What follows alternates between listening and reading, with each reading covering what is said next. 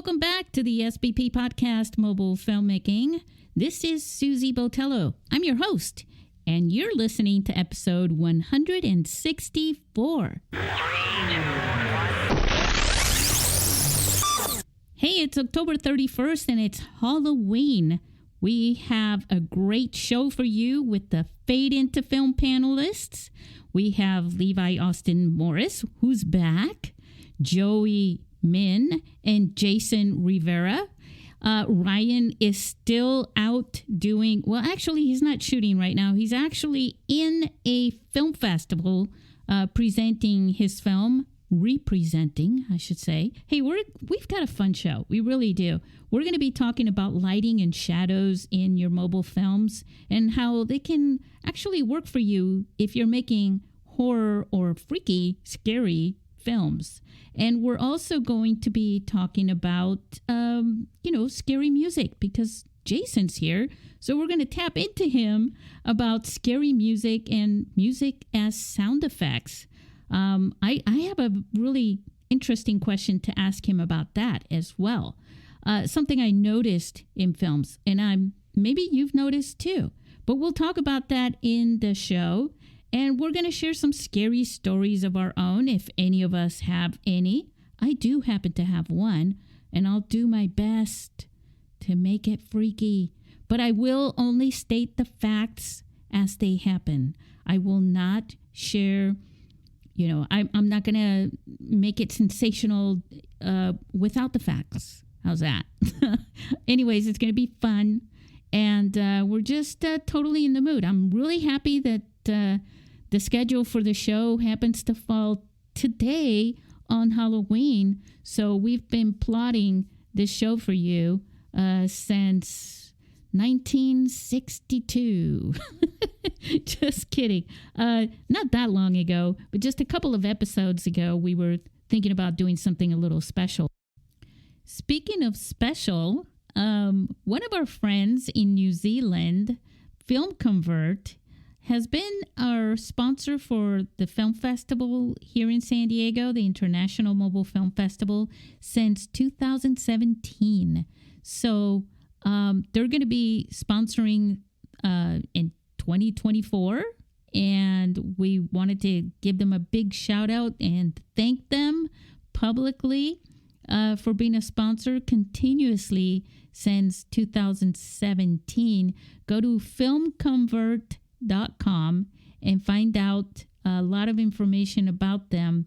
They're giving the power back to the filmmaker. They run a couple of different big software brands, Nitrate and Cinematch. They have to do with color grading and film grain. Go to their website, filmconvert.com.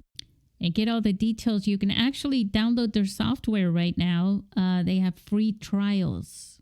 And also Zacuto. They are our newest sponsor, brand new for 2024. They're based in Chicago, Illinois. And they invent, design, and assemble high-quality film production gear. One of the things that they've made, which I literally just got my hands on and took out for a spin last weekend, and it's a game changer. It's the Smart Z Finder. Episode 163, the one right before this one, is actually a really inspiring conversation that I had with Steve Weiss, who's one of the founders and also one of the designers for their products there at Zacuto. He's a film director and a producer, and you should listen to that and get to know Zacuto more, and go take a look at that Smart Z Finder. Seriously, game-changing. Anyways, check him out at zacuto.com. Now listen, we're going to get started with the show. You're going to hear our famous Fade Into Film song, and then I want you to listen closely to what you're going to hear.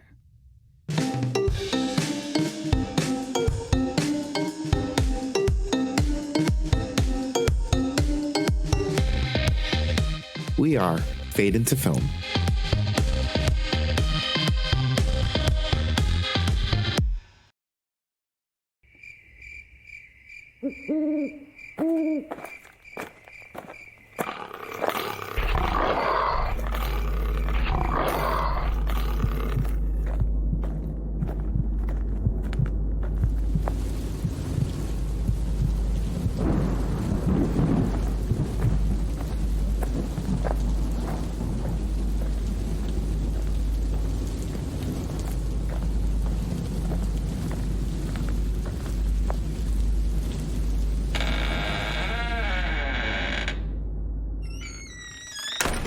Hey, guys, what do you think of that music?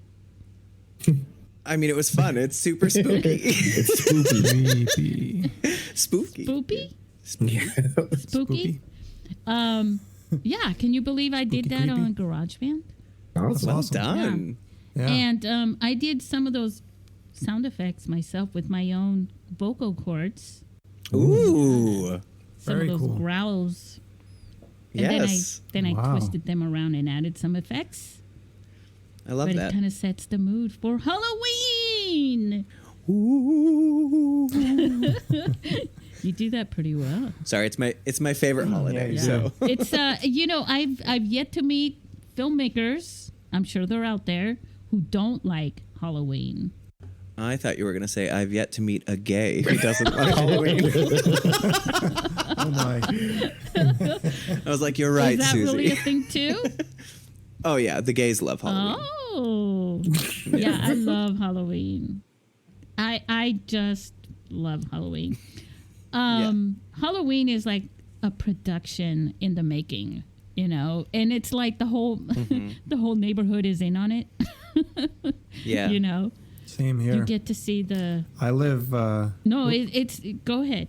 I was gonna say I live near Burbank, and there are a lot of crew people that live in wow. Burbank. So it is so much fun to just walk around and look at all the homes and the way like they go all out in Burbank.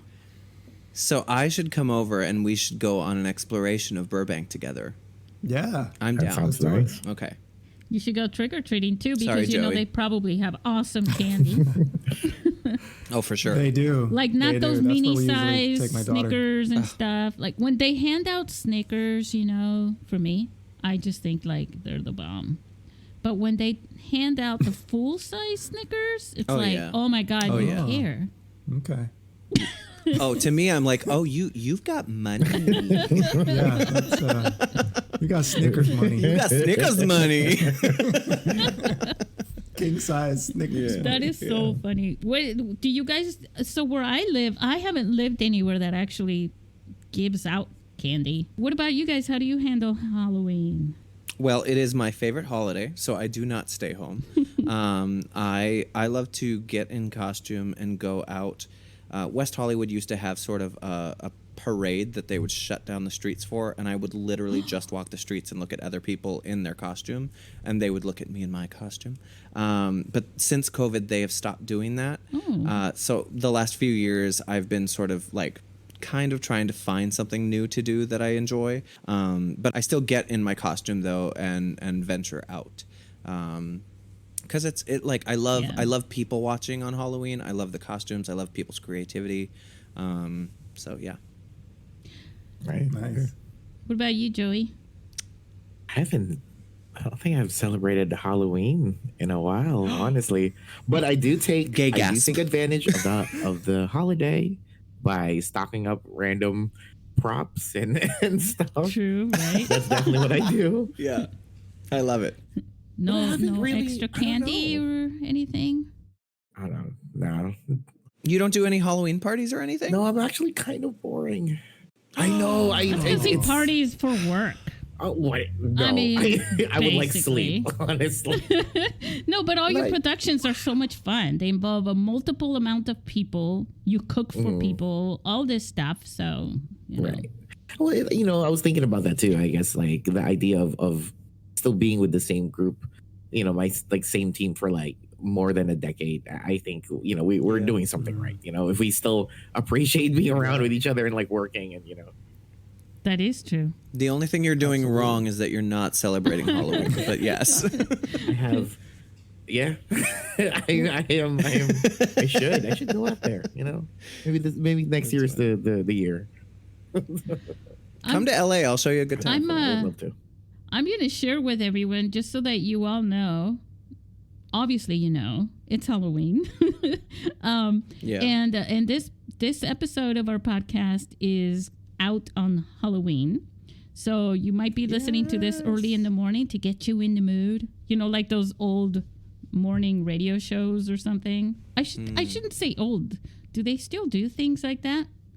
Radio shows? Well, podcasts are kind of that, you know? That's well, true. podcasts are different, though, because they're more conversational. You know, radio shows do a lot of, like, I don't know, little... Spooky stories and War of the Worlds. And Oh, well, those are cool. You know... Oh, is that not what you were talking about? No, I was talking about, like, those morning shows, like, you know, hey, it's Jay and Joe, you know, and, you know, sure. bunch of commercials and sound effects and weird voices and, Yeah. you know, hello. And then they bring in guests and they all make fun of the guest and, you know, I don't know.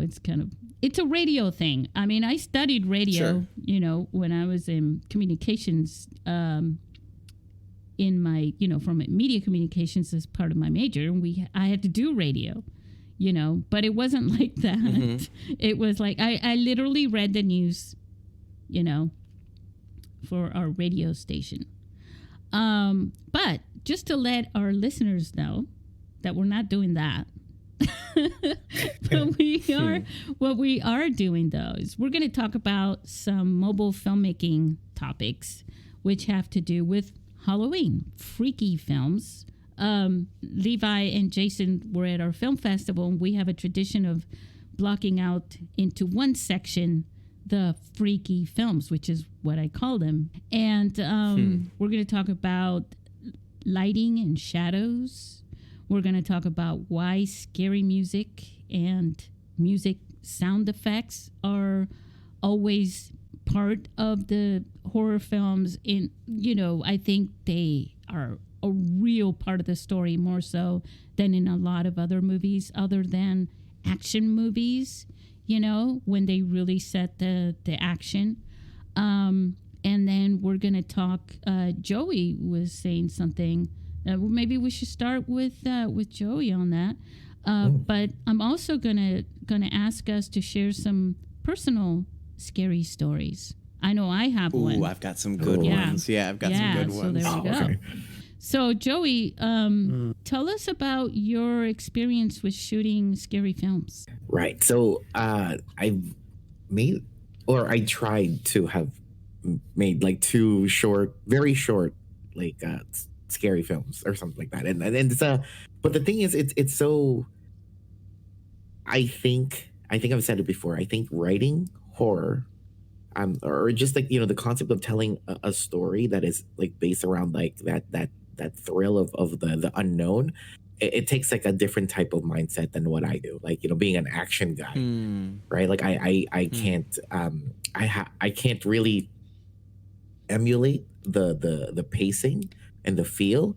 And to me, I think horror, as an action guy, I think horror is like the hardest to do, right? Like, interesting, because I think action is, but I'm a horror you know, comedy I've always guy, heard so, it was comedy. And it's for that same reason. It's for the timing and the pacing. Yeah, I think certain people just have that pacing, you know, within them. Like action comedy makes sense to me, right? But like horror itself is just, it's, even though, you know, I love like Drag Me to Hell, right? Like both the comedy and the horror, like I get that, but it's difficult, and I have like so much respect for like horror like filmmakers. Definitely. Like Levi. Oh yeah, dude. We all have so much respect for Levi. Levi just took home like 15 awards or something over the weekend or over the glowing last global, yo. Yeah.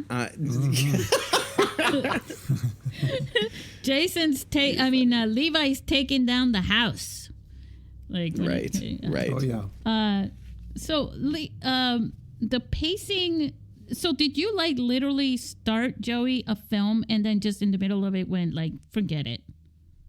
No, like I still would I would see it through, right? Like I would really still try to do it in the best of my ability and put it together. And I made two. One I never showed anybody, but the other one I like it's on our YouTube channel. Because it's kind of like a sketch. But even that was difficult.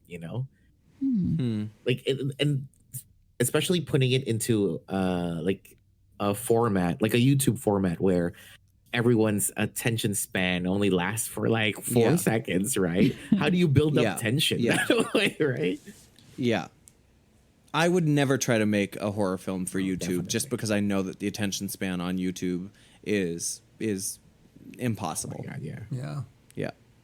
So I mean, and not only that, the thing that I don't like about YouTube is that there are flashing lights all around the little box screen, right? Yeah. Trying to click get on this, click on that. Click here, look You have there. to go And, full screen. it's like Yeah. it's like going to the casinos or standing in the middle of downtown Las Vegas and saying, I think Yeah. I'm going to concentrate on writing my screenplay right here.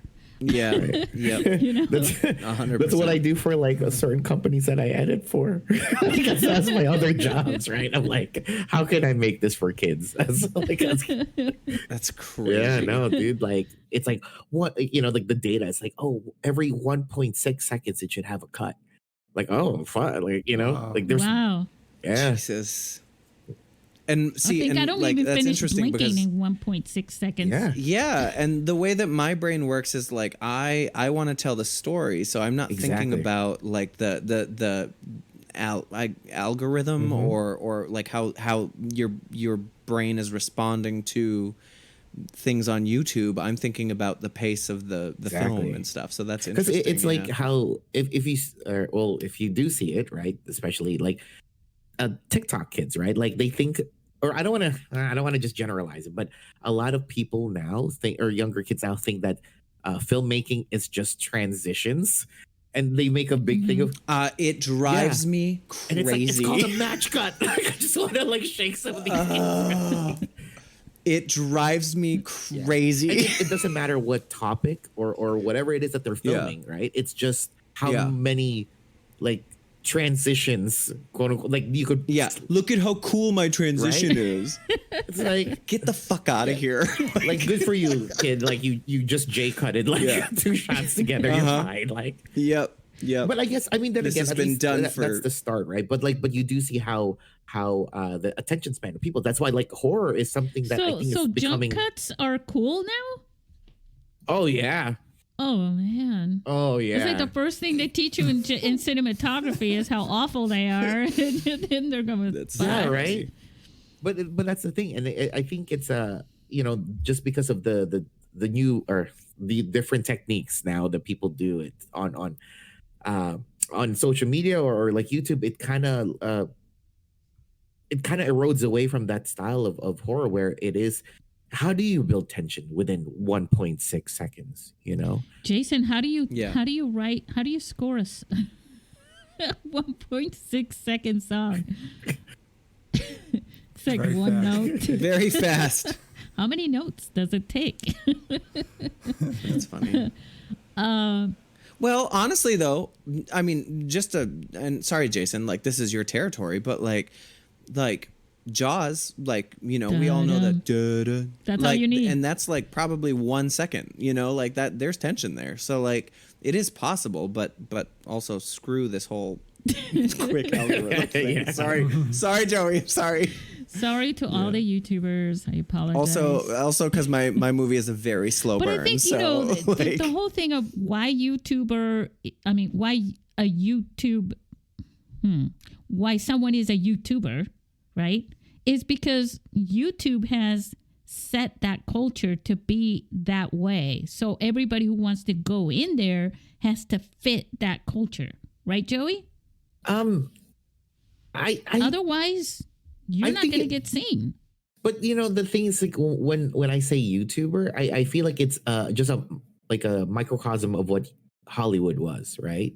Like I think was it Bill Gates that said it, or I forgot who, but like the idea that people that kind of rise up through the ranks of like Hollywood or any business is like the people that like the business people and not the creative people, right? Because they're the ones that push out, and they're the ones that make the money for the company, so they get elevated to high positions, but they forget what it's like to actually make a good product. And the people that do the R&D and actually make the product, they don't get promoted, right? So what's interesting, sorry. So that's what I'm just saying. I think the same thing with YouTube, right? So eventually it's like between like the old things that they used to say, like if you A/B test a video or something long enough, it becomes porn, right?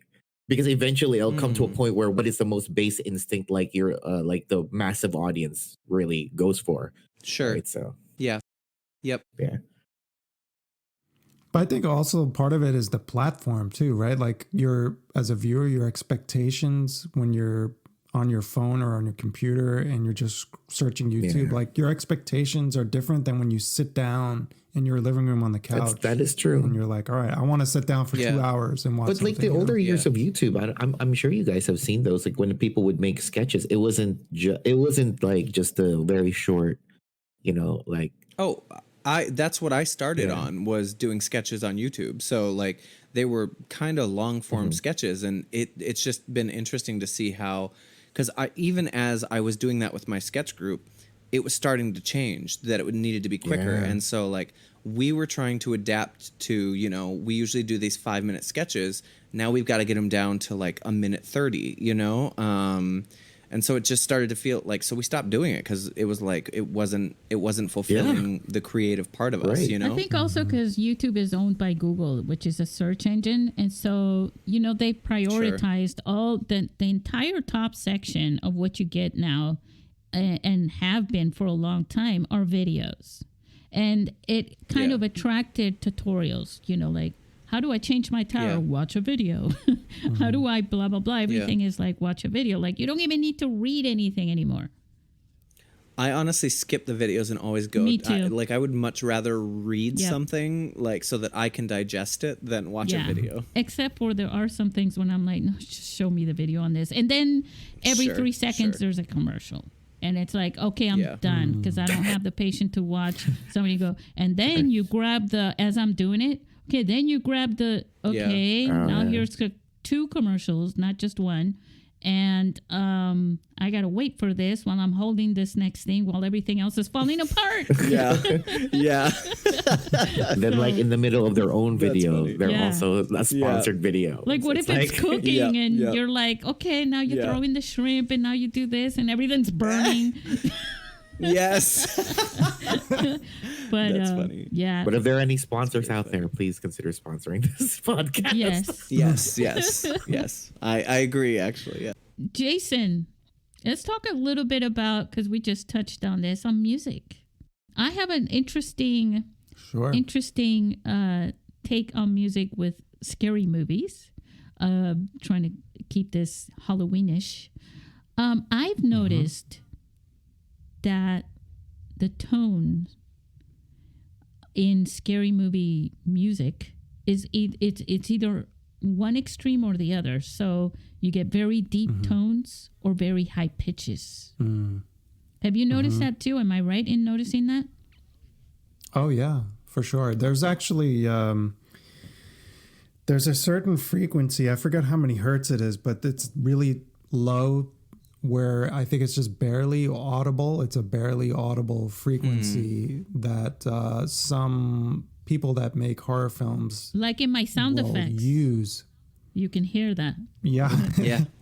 Yeah, it's like this really low frequency that actually makes you feel anxious. Yeah. And you're not even sure why. So I think some people like use a rumbling sounds like that. They use sounds like that to just create more anxiety. But yeah, so that would be, that would be like the low range, like really low. And then of course, you have like classic Bernard Herrmann, sliding high violins, like in Psycho, which is the other extreme. Yeah, I think you're right about that. I think it does, at least, of course, like most of the time there's stuff going on within those 2 ranges of frequencies, but yeah, a lot of times you're right. A lot of times it can be very extreme in the frequency range. And to build off of that, sorry, Jason, but having Stop it with done, Jason. I'm so sorry. I get so excited because I did a horror film. To build off of that, though, like that is something that I noticed with my own composer, where like we met up multiple times, and we worked together to. I mean, he created the music, and then I like tried to tweak it here and there. But that was something that I remember him being like, there was a moment that I'm like, ooh, I really think this moment needs to be silent. And he was like, no. You need that low tone underneath because it's building the tension. And then he pulled it out and I'm like, oh, you are right. Like, Levi, so it's like, did you guys know that when you are editing a film, nowhere ever on your entire audio track should there ever be nothing in order for... Well, it's part of the, like, if you're putting your film and sending it out for Netflix or something like that, or TV or something like that, you're never allowed to have nothing. Like, with video, you can have a space here and a space there. Yeah. Like, even when I'm editing the podcast, I avoid doing that. But, you can get away with it with the podcast, But with a film, you're just not allowed to have nothing. I don't remember exactly what the details of that were, but I was reading something that was advising people on how to prepare their films for distribution to like major Hollywood streaming networks and things like that. And that stuck to me. I didn't know that, actually. Yeah. Me neither. Is it like syncing purposes? Yeah. Do you even mean? if you just have like, room tone, it doesn't matter. But you have to have something. Yeah, I always have room tone, but like that, and that's what we had was room tone. But my composer was like, no, you need this drone, and he was right. Like when I listened to it without the drone, I'm like, there's no tension there. Like the tension is the drone. Like yeah, makes sense. Yeah. Yeah, So, isn't that the thing, right? Like you guys said before that people would prefer like great audio with really bad video, rather than the opposite. I've always heard that. No one really appreciates really bad video, but if you have to choose, like that's why I think POV sort of handheld movies are still accepted as long as their audio is still good. Definitely. Yeah. Levi. Yes. Let's talk about lighting and shadows. Sure. You used you did color grading on your film. I sure did. I did. And the lighting and the shadows. Sorry, Levi. I'm also excited. I'm trying to maintain myself by sounding very calm. Lighting and shadows plays a lot into the effects of the film and things like that, but they also can either help or enhance the color grading, right? Oh yeah. So I mean, I think in general, specifically with shooting on an iPhone, if you're doing a horror film and you want lighting or you want shadows, you have to light a lot brighter than you would think. Like it's not actually as dark in the space as it looks on camera, and that's because even though iPhones are significantly improved from when they started, they do not handle low light situations as well as a DSLR or a Red or anything like that. So with Paralysis, like I researched an insane amount to figure out how to light a low light situation. And so even in the darkest of shots, there's a softbox that is fully pointed at the ceiling, which was a white ceiling, and it like is radiating it's bouncing light from the ceiling. And then every shot that there's like it's a night scene, we waited until night, but we did put lights out there so that it would create sort of that moonlight effect shining through the window. And so and shadows are so important with horror films, especially like you want that, you love that eerie sort of light coming from the window. One thing that worked well for us with Paralysis was the house that she lives in, that we filmed in, the lead actress lives in, there are trees that are right outside some of the windows, and so they already are creating these really ominous lights, or these really ominous shadows. So like even during the day, like, and especially because with an iPhone, like depending on the lens we used, sometimes everything's in focus, sometimes it's not. But when everything is in focus, and you can see like the bathroom window behind her, you can see the trees swaying, and so it gives this ominous feeling of the shadows in the window, you know. And so like they're like shadows make people feel scared, you know. So it's you don't know what's lurking in the shadows, you don't know what's lurking in the dark. So it's a lot of fun to play with that. But yeah, when you are shooting on an iPhone, you have to really amp up the light.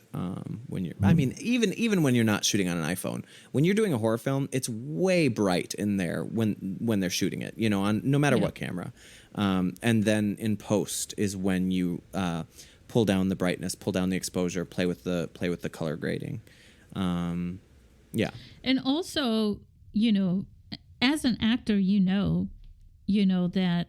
And you guys used this, you know, the underlighting, right? With the light under you to create, like we used to play, remember, on Halloween? Where it's like the flashlight under your chin. Or his car lock light. Yeah, like we used to do that and then smile and it would look freaky. But those are lighting and shadows. I mean, we are talking about video and you know, filming, right? And a long time ago, and I think Joey is probably better educated on this because you like the older movies too, probably more than me, but the black and white movies, right? Noir, like Alfred Hitchcock and all those stuff. The lighting, it is all light and shadows. There are no colors, and they really played into that. You know, the you were talking about the trees, right? His shadow on the wall. Yeah, and the trees in our film, and those branches, you know, that you know look like the witch's hands and things like that. Yeah. Where did I see that? What movie did I see that? That must have been like probably Snow White or something, and I'm just making it up. I have no idea. But I remember seeing the shadow on a wall of a branch, and then it turns out to be the witch's hand, you know. I mean, we used one of my favorite shots in our movie is, I mean, I knew because I lived in that house during COVID because my lead actress was living with her family. And so she allowed me and my ex to live in her house during that time. But she had this hallway, and there's the shot that I wrote specifically because I loved that hallway. And there were like those single overhead lights. And so there were dark spots in between them. And so I wrote it to where this sort of this ghost walks through the light as one ghost, stops in the shadows, transforms into another ghost, and walks out of that shadow and is that other ghost. And it's one of my favorite shots because it all we had to do was set the camera up on a tripod, have the actress walk into the light, walk out of the light into the shadow. I'd say switch, the camera stays rolling, the actresses would switch spots, and then I'd say, you know, action, and we'd continue. And then, you know, we just adjusted that a little bit in lighting, and the shot looks incredible. Like, it's literally like she transforms from this sort of nanny character into the old hag, the sleep paralysis demon. That's so creative. And yeah, and it was so fun and so exciting, like, because I remember on the day everybody was nervous that it wouldn't work, and then I just quickly edited it together to show everybody, like, look at this, and everybody was like, oh my god, like, so like, yeah, it was a really cool moment where, like, it was very electrifying in the room. The experience of a director, and that's why you have to have people trust you. You've got the vision, you know how you can make it happen. You know, and then when people realize that, they go, "Oh my god!" and they just worship you, Levi. Yeah, it was very exciting, but that's like another fun, like playing with like the darkness in the room, you know, like I want to talk a little bit. That hallway just reminded me about a personal Halloween spooky story. I should insert a spooky sound in this. Yes, you I should. think I will. No. But right, or maybe Jason, bring out your guitar and play something spooky. Yeah. Oh, hang on a second. Oh, Really? Oh, Ooh. never know what's gonna happen on the SBP cool. podcast. Yeah. Jason is breaking out his guitar. Okay. So I have, so far I've scored like, I think around 4 horror films. Yes. And at some point, Don't give us anything that's already. Oh, okay. no. I Don't just wanna want get to grab sued. this instrument. You're not going to get sued, I promise. Somewhere along my path, I came across this instrument. Have you heard of an auto harp? Yes. oh. So it's this really old auto harp that's completely out of tune. Ooh. And I haven't used it on a score yet, but I'm like just waiting for the moment where it's necessary for me to use Tonight's it. the night. And it would be like it would be magical on a horror film. Just listen to it. Oh, Jesus. Totally. It's completely out of tune. Oh, which no, is it's amazing. fantastic. Like, I Yeah. haven't tuned it yet because I want to That's use it awesome. like as is before I tune it. Well, when you feel it's Anyway. appropriate while I'm speaking, go for it. Uh-huh. Yes. This is a true story, and I'm going to share this with you. I've shared it before, and I was so nervous when I first shared it that it didn't really have the effect. And I think I'm going to do this. I'm going to pretend I'm not in front of a microphone. I'm going to need to close my eyes a little bit. But this is something that really happened to me. And I'm not going to try to sensationalize this too much. I'm going to entertain you with it. I hope you don't freak out because it is really, truly scary. And Okay. but I'm Excited. going to just tell you the facts as they happened. Okay. So I was out with a friend, and we got to my house late at night. He had the car and he was driving, and no, I had my car. I was driving. Sorry, and he came back. We came to my house, and he was going to leave, and I said, "Well, you had a couple more beers. You don't feel it, but you should just stay the night and sleep on the sofa," which he had done before. And so he's like, "Okay, fine." So I went to bed, so there's a wall. Up against the wall is the sofa. On the other side of that wall is my room. And my door was open. And I went to bed.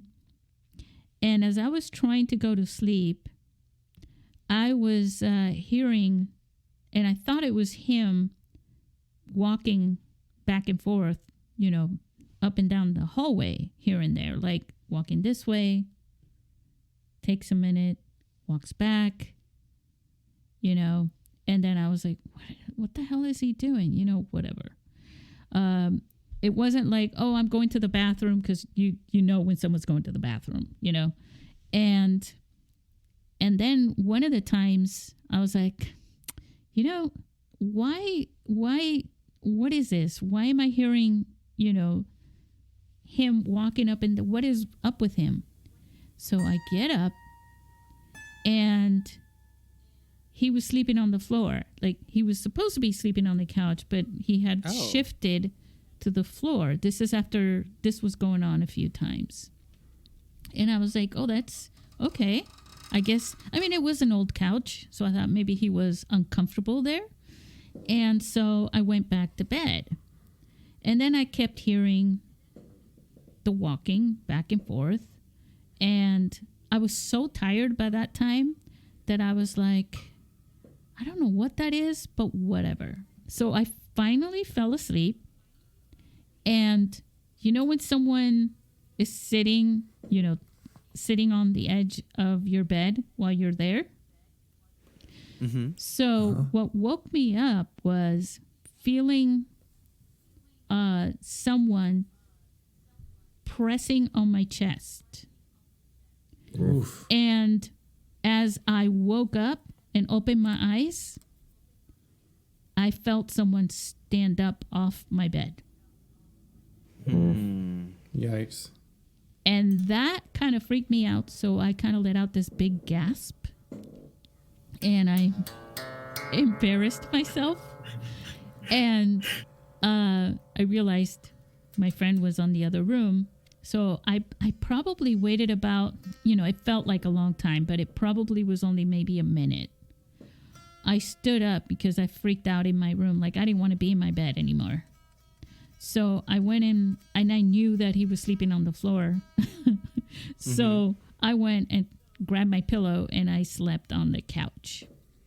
Yes. I mean, Yeah, I get it. right? I was like, and you're right there on the floor. And so the next morning, this was with me. And so the next morning, did you sleep okay? Why were you sleeping on the floor? Oh, well, I was more comfortable, your stupid old couch, And I was like, oh, okay. And I'm like, I'm glad you did, actually, because otherwise I would have woken you up. Why were you sleeping on the couch, right? Because when he woke up, I was sleeping on the couch. And I said, well, did you happen to hear me in the middle of the night kind of gasp or anything? And he said, no. He said, but I'll tell you what I did hear in the middle of the night. He said, and I freaked out and I didn't want to turn around, but I heard someone walking down the hall and stopped behind my back. Ooh. And it wasn't me. Yeah. So do you still live in this house? No. Here's what happened. That's a good. few days later, it was an apartment, by the way. A few days later, it was an upstairs apartment. I went downstairs and I was in the laundry room or whatever, and I was talking to the owner of the apartment. And I said, by the way, did anything ever happen, in where I'm living? That's weird. And because I've had a couple of weird experiences there, and and so I told her about the dream thing, and she said, there was an old man that lived there and had a heart attack and died in that room. Oh my. Damn. So Oof. the hands pressing on my chest. Oh my God. Yeah, that's terrifying. Yeah, that's terrifying. And I was going, if he died on this bed, like maybe there was a paramedic that came and sat next to him and was doing CPR. I don't know. I don't know. I don't think they sit down to do CPR, but or the darker version is maybe he didn't die of a heart attack and maybe it was something creepy, like maybe something put its hands on his chest and he died and then it was died. Right?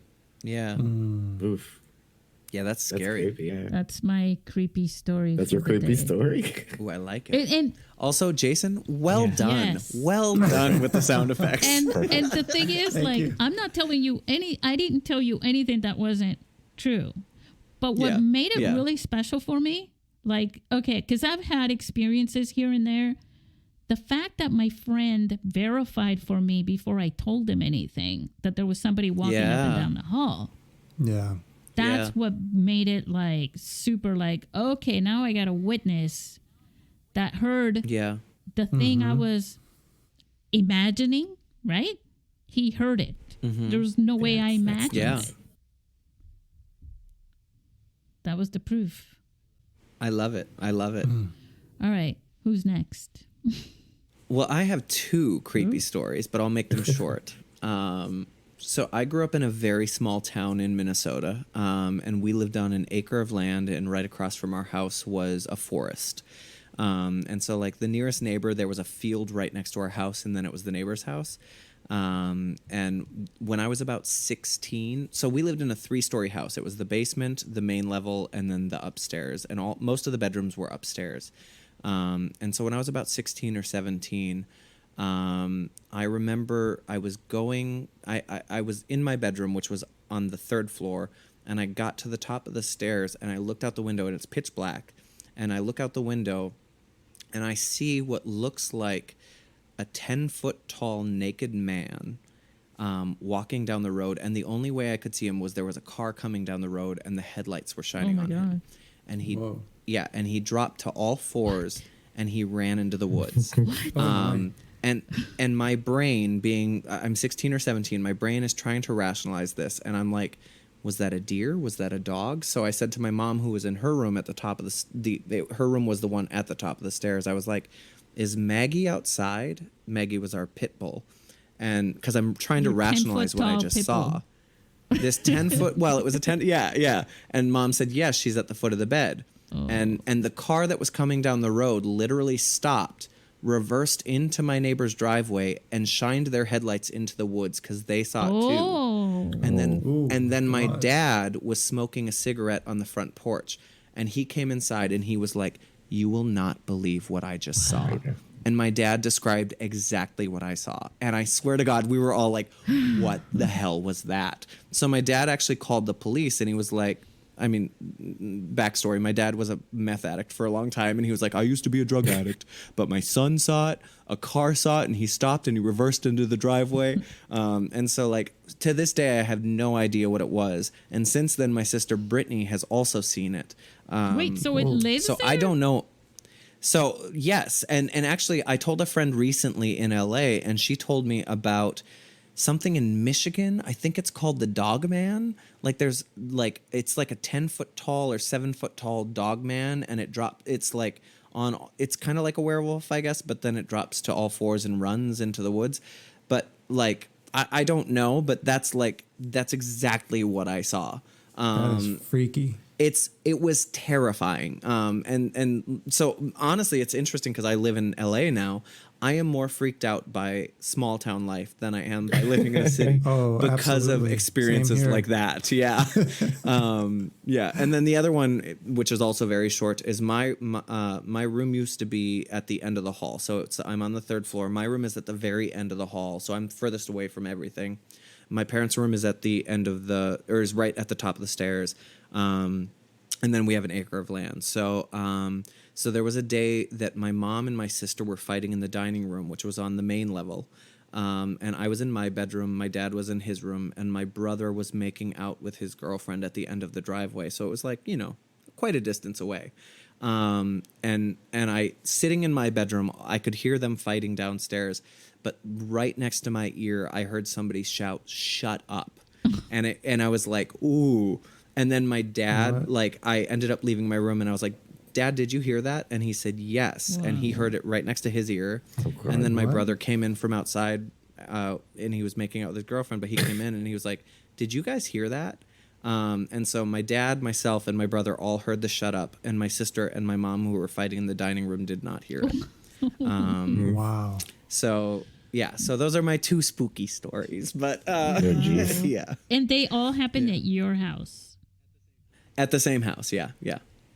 I mean, there are other stories that are not mine. Like my sister has stories in that house because her basement was in the bedroom, and she actually does.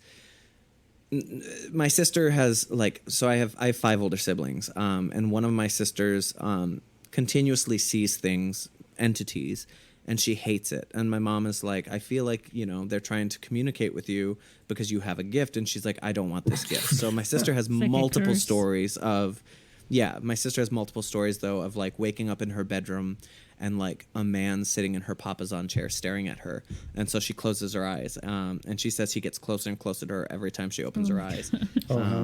Yeah, and I'm just like, nope, I'm good. So, yeah. Yeah. All right, who's next? Joey, you got any spooky stories? Yeah, I only have one. Well, I mean, it's not a competition. Yeah. No. But everybody's one up in each other. This is my only scary story, right? And so it happened long time ago when, houses still had landlines and not everyone had cell phones, right? Dude, that was like 200 years ago. I know, right? Just kidding. But yeah, so when I was a kid, you always get like telemarketers always calling, right?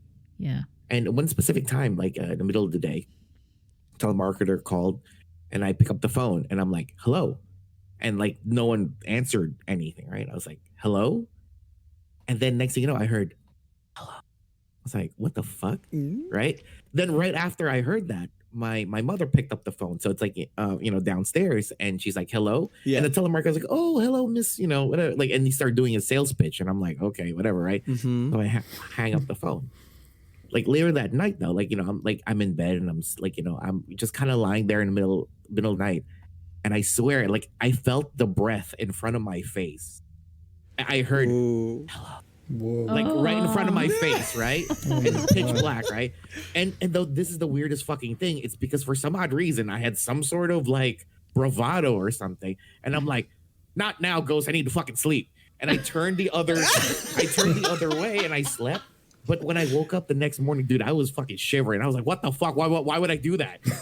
Right? Yeah. But that's my only the only creepy thing that's ever happened to me. Ballsy fucking kid. Well, you made the choice right then. Like, the ghost was trying to see if you would be willing to be a communicator, and you were like, "Nope, fuck you." I remember that. I was like, "Why the fuck would I say that? Holy shit!"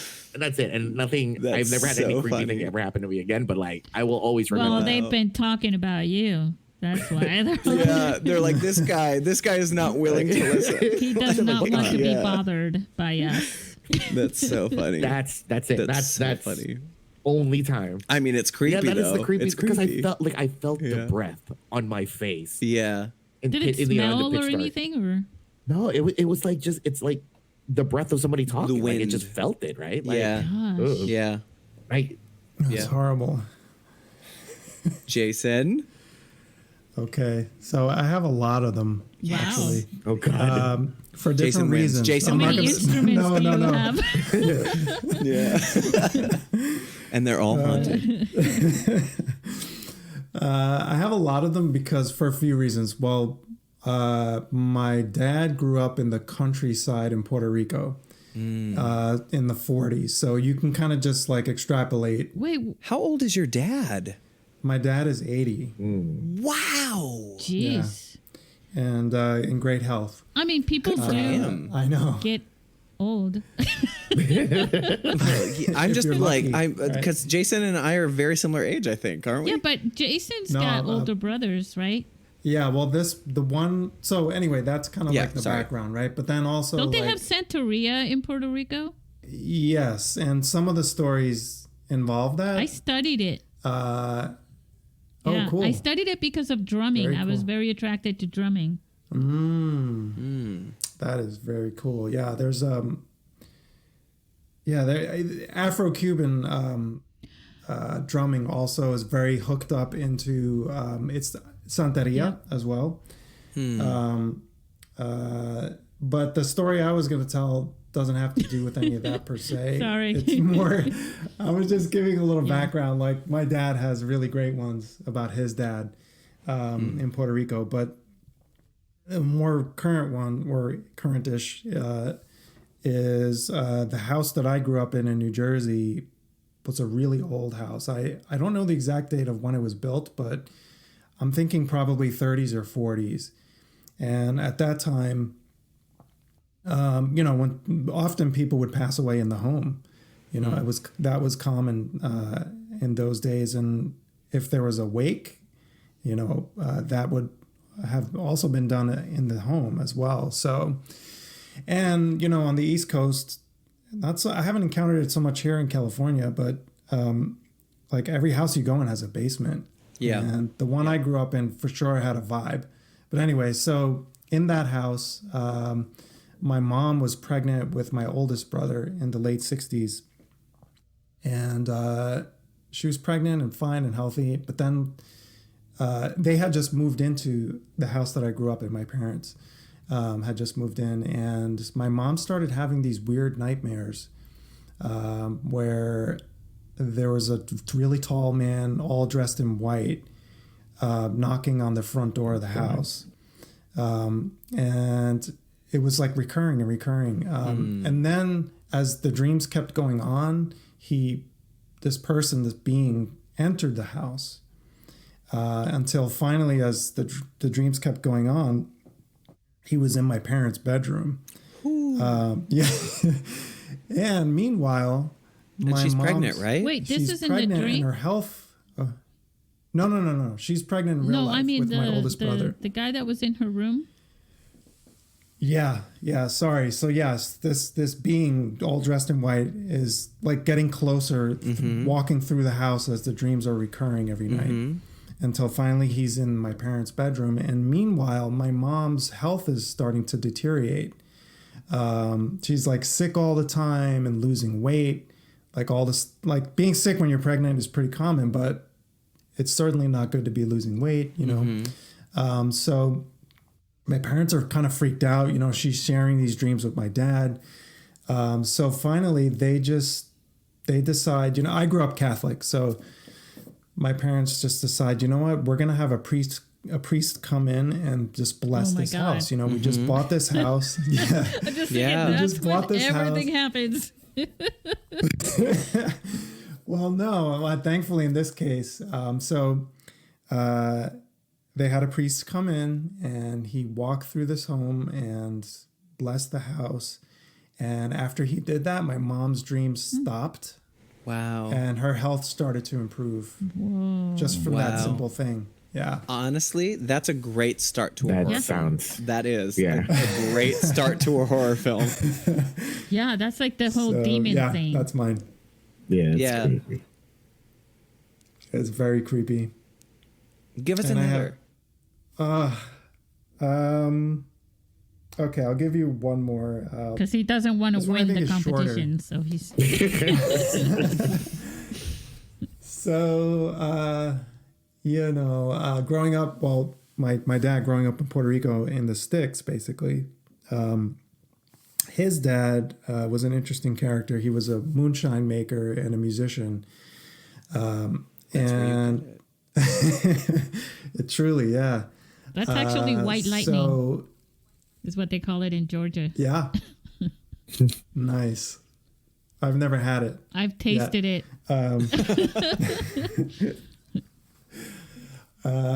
So yeah, well, anyway, so my grandfather, who I'd never met, he would like often just get together with buddies and play cards at night and stuff. But being that it was in the countryside, like the houses were really spread apart from each other.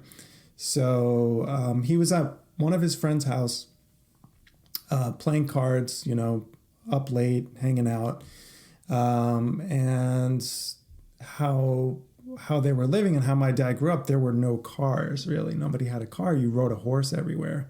Wow. So, you know, they're done playing. My grandpa and his pals are done playing. And so he hops on his horse to go home. And he's riding his horse. And like I said, it's the countryside. So he's like basically just riding a horse through the forest in the middle of the night by himself. And all of a sudden, like off to the side, kind of on a cliff. Well, first of all, he's riding on the horse and he starts hearing a baby crying. This is the middle of the night. Yeah. And so he's riding and the sound is starting to get louder and louder. And he looks up kind of off to the side on a cliff and there's a baby on the cliff, kind of like glowing. Yeah. So he starts to get, you know, kind of freaked out, and I think the horse did too. A baby glowing so like, in the side of the cliff, like in the middle of the night. Yeah. But yeah. Is he sitting down, or is he floating? Well, he's on a horse. Well, my grandpa's on the horse, riding the horse. The baby's just laying down on the cliff. Yeah, like on its back. Wow. And so, you know, he starts to want to go faster. And I'm imagining that the horse did too, you know, being that they're such sensitive creatures. So, you know, he's just like, all right, you know, fuck it. I need to hightail home. This is really weird. and all of a sudden he feels something slam onto the horse behind him, like something jumped onto the horse behind him and was now riding with him on the horse. Wow. Yeah, and he passes out. My grandpa just passed out. Like on the horse. On the horse, passed out, and then somehow got home. Like, And he doesn't remember. He doesn't remember how he even got home that night. He just remembered what he saw, what he heard, what he felt. And what he felt, yeah. And then, he just passed out, and like, luckily, I'm sure the horse knew where to go. And so it just kept going and took him home. I was imagining the baby carrying the... Oh, God. Everything about that's great. So, that's one of my favorites. My Jason, dad always told us. We're gonna do a horror movie together. It's gonna be both of those stories in one film, and you're gonna do the music. Okay? Like, all right. I'm like that's a very cool. Yeah, like, definitely. Yeah. Wow. Thanks. I'm in. Wow. And I'll save. I Like, won't one is tune the auto backstory. harp And you I'll won't save tune the auto harp, until we do the film. But I feel it. Like, I feel like one is the backstory, like the horse, the horse is the backstory, and then the main story is the couple that moved into the house. Oh yeah. Well, yeah. I mean, it's my dad and I his have to family. say, Levi, I've actually it's like that there's it's a the connection. haunting that's following the I family. have to say that the twist in the end is that the tall man in her dream was the tall man that goes in all fours and runs into the wood. The naked man who runs into the And all that's left is this white robe. In the middle of and all that's left is a baby glowing on a cliff. I love that. That's funny. See? And a hello, and a whisper of hello. Oh, God. And then she gets a call and says, hello. Yeah. And then the baby learns to walk and runs down the hall, and that's your story, Susie. No, I'm gonna be left out of all these. That's so funny. You know, I've got such a number of stories myself that I could say, because I've lived in places, but it seems like places that like locations, right? You could live there forever, and then all of a sudden you feel and notice things. Or you could just grow up somewhere and there's always things happening there. But in this apartment that I lived in that apartment building in one place for like, I think it was like maybe a year. And then I moved into this other one for like 6 months. So it's hard to tell, because people say there's always like these things that happen in around locations. But for me, I've moved around in so many different locations, that I would say it has to do with me, that I've had experiences at different places. I was staying at my mom's for about 6 months for a while, and I was not a happy person. Well, if you had to live with my mom. No, I'm just kidding. I love her to death. But I was going through some things personally, and when I was there, I mean, this is the place where I had lived there when I was a teenager. I lived there for many years. My parents had lived there for like, I don't know how many years. And I started to, I had this dream. I'll just share this one. So I had this dream that happened 3 nights in a row, and it was the exact same dream. So it kind of was weird. In the dream, I get up to go to the bathroom, and I go through, there was a room. My room it was really cool. It was like this room behind another room. And then you open the door, and it was the hallway where the bathroom was, and it had hardwood floors, right? So I would go to open, it was a very old Victorian style house, by the way. Like, it had like those Lucy Ball windows and doorknobs and things still on it. And so I went in to use the bathroom, and somebody was blocking the bathroom door from opening. And I was like, what the heck? And I was like, is that you? And I was calling out my niece who was there, during that time. And and it wasn't her.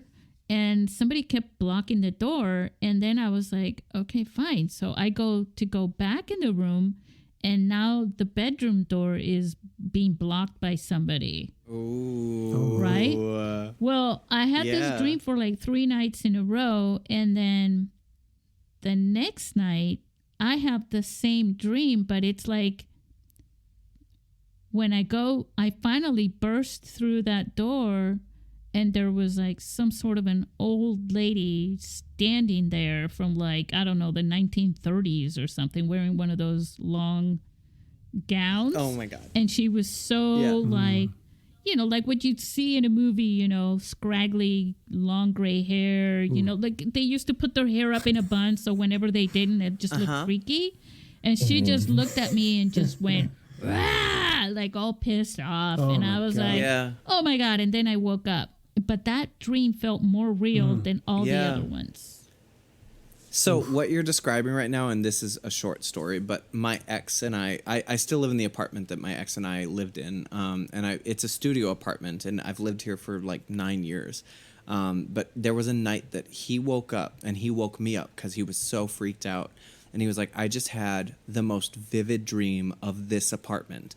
Because usually when you have a dream about your apartment, it doesn't look anything like your apartment, but in your brain, you're like, oh yeah, this is my apartment. It was 100% mine our apartment. too, yeah. And he said he got up and he went to the bathroom. And when he opened the bathroom door, similar to what you're describing, this building, by the way, was built in 1920. It's like a very old building. But he said when he opened the bathroom door, there were 2 women dressed in old sort of nurse outfits, and they were washing blood off their hands. And they turned, and I'm getting chills sharing this. They turned and they looked directly at him, and he was so freaked out, and he woke up. And like to this day, and I'm a little embarrassed admitting this, but I sleep with a nightlight on because I'm so fucking terrified, and I sage my apartment probably every 3 months because I'm so terrified. I can tell you, Levi, for me, it was like I know the difference between a dream, you know what I'm saying? Even right after you wake up, but I was confused. Yeah, and so was my ex. He was like, "This was so vividly like the our next day, apartment." I was like, "Did I literally experience that? Like, did that actually happen, or did I dream that? I've never done that before. I mean, maybe when I was little or something, but." I'm convinced though that I feel like energy. I'm not a spiritual or I'm not a religious person, but I am spiritual in that I think that when we die, energy is sort of left in the space, and so I feel like like if I don't know if there were 2 nurses who maybe they didn't die here, but maybe something traumatic happened here, and their energy was left in space. I would say some trauma was involved if they were washing blood off their hands. Blood off their fucking hands. Oh my God. Yeah. Oh my God. Anyway, sorry, I'm cursing a lot. Well, during this podcast, but spooky podcast. Exception this time, guys. Sorry, listeners. There's no kids, I'm sure, listening to this. No. Yeah, that's pretty scary. Pretty spooky. Yeah. That is definitely. Could I add one quick thing? Yes. I've also had really nice visitations or visions of family members who have passed on. Oh. Yeah. So there's that side of it too. Yeah. And I believe in that as well, where it's like the energy sort of like checking in sort of energy. I've had dreams of my grandmother. I think she comes into my mind. Were you close? Yeah, she comes into my mind almost every day, and she died like 100 years ago, it feels like. Everything's 100 years. Not 100. You were not 100, Susie. Well, and I was like an adult when she died, so I'm literally 300 years old now. You're a vampire. Yeah, right. But I've had dreams of her where I'm telling her things, and we're just like hanging out together, and they feel really good. I wake up feeling like I spent the day with my grandmother or something like that. Yeah. You know? Yeah. That's nice. I've had those kind of dreams too. It's good. It's I mean, we need that stuff. Dreams are, and then there are people who don't dream at all. And they say that people forget their dreams and that's why they don't. But there are people who literally do not dream. What a sad Right? No, it's not. I mean, just It's some kinda people just sad. don't dream. I mean, I love dreaming. if you don't know what having a dream is, then that doesn't make you sad. You know. Sure. But for us, like if you're always, I mean, there's periods of time where you feel I dream every night. My brain is always dreaming. I'm a dreamer. Oh, yeah. Same here. Same. Yeah. There are people who don't dream, but there are also, I remember having friends when I was growing up that told me they only dreamt in black and white. And to me, I was like, I mean, I was a little Interesting. kid and I was like, you're lying. You know, when you're a little kid, you Yeah. just tell your friends, you know, you're a liar, you're lying. And they're like, Yeah. no, I literally don't know. I don't see colors. And I'm like, do you see colors now? They're like, yeah. And I'm like, then you're lying. You see colors when you dream. I mean, but no, there are people who don't dream. And I read somewhere that it's kind of like a 50-50 thing. It's interesting. Yeah. Well, mine are definitely in color. Oh, Very yeah. vivid. Yeah. So, for Halloween, what's your favorite candy? I don't.